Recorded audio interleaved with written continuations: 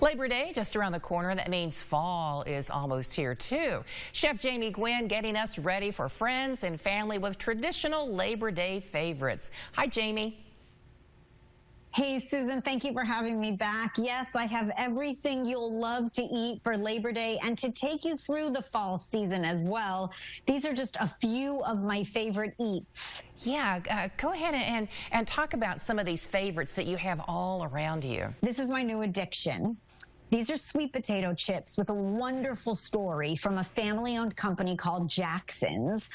Full of flavor, high in fiber, loaded with antioxidants. They're made with heirloom, non-GMO sweet potatoes, cooked low and slow in coconut and avocado oil. And they came out with two flavors, Carolina barbecue and spicy tomatillo.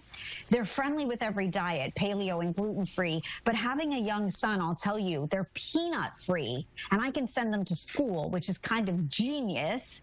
They will be on my Labor Day table if I don't eat them all first. I bought big bags.